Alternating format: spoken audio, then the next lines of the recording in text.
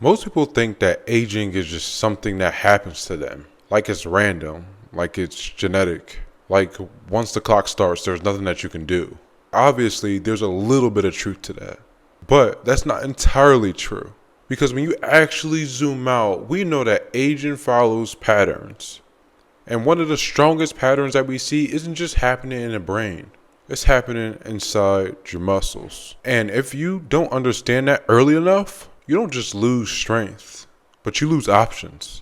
We've been taught to think about muscle as cosmetic. Abs, super shredded, and just aesthetically pleasing. Muscle just isn't a fitness tissue.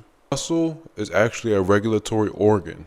It talks to your brain. It talks to your metabolism. It talks to your immune system. And as you age, that conversation either stays loud or it slowly goes silent. That silence is what most people experience as normal. Normal aging, that is. But it's not normal. It's deconditioning. Here's something I want you to think about.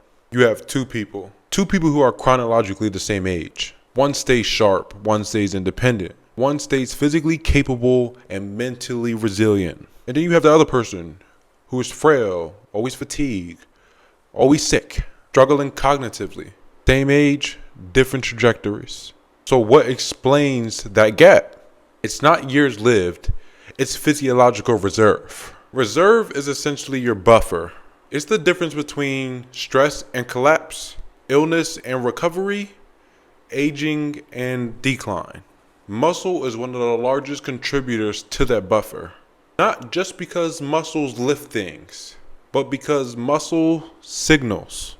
Every time muscle contracts, it releases chemical messengers called myokines that travel throughout the body. Those signals help to reduce chronic inflammation, improve insulin sensitivity, increase blood flow to the brain. It also supports neuroplasticity. This is why muscle loss doesn't just make people weaker, it makes them more fragile. It makes them more susceptible.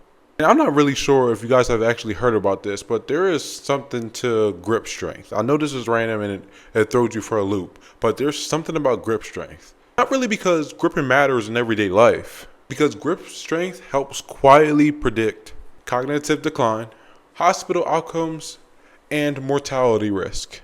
And just to be clear, it's not the hand that we're focusing on, it's what the hand actually represents.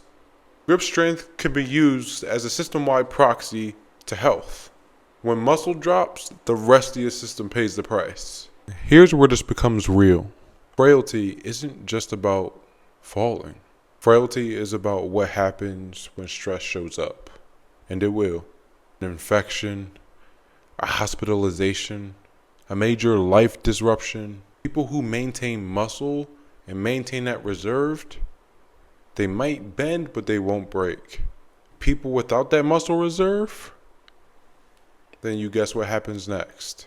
That's why most frail patients or people are prone to things like acute confusion, rapid functional decline. And I want to stress that muscles don't just move the body.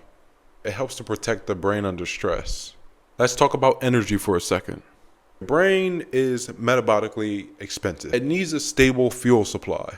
Muscle plays a massive role in insulin sensitivity and the regulating of blood sugar. When your muscle mass drops, blood sugar usually becomes unstable, your insulin signaling starts to worsen, and the brain becomes metabolically stressed. This is why Alzheimer's disease is seen as the type 3 diabetes. Not because sugar causes dementia, but because metabolic dysfunction accelerates cognitive decline, and muscle simply helps prevent that. And this is where people get things confused. They say, but I walk, I do cardio. And don't get me wrong, I believe in cardio. Cardio is very important. You actually hear me talk about cardio a lot. However, cardio alone doesn't help preserve muscle. And without muscle, cardio doesn't protect reserve. Strength training sends a different signal. A signal that says, we need this tissue. This system still matters. And that signal helps to slow biological aging. Now here's the part that people need to hear. It is never too late to build muscle. It's never too late to get in the gym. Muscle is one of the most adaptable tissues that we have. And to be clear, You don't need extreme weights. You don't need super advanced programming. And you don't need to obsess over all this stuff. All you simply need is progressive resistance, consistency, and patience. 2 to 3 sessions a week can dramatically change your trajectory. You have to keep in mind that your goal isn't bodybuilding. The goal is to maintain your functional capacity, compound movements, full body loading, gradual progression. Those are the things that's going to drive muscle growth. Those are the things that's going to help change your trajectory. So the real question isn't, should I lift weights as I age? The real question is, how much independence am I willing to give up by not doing it?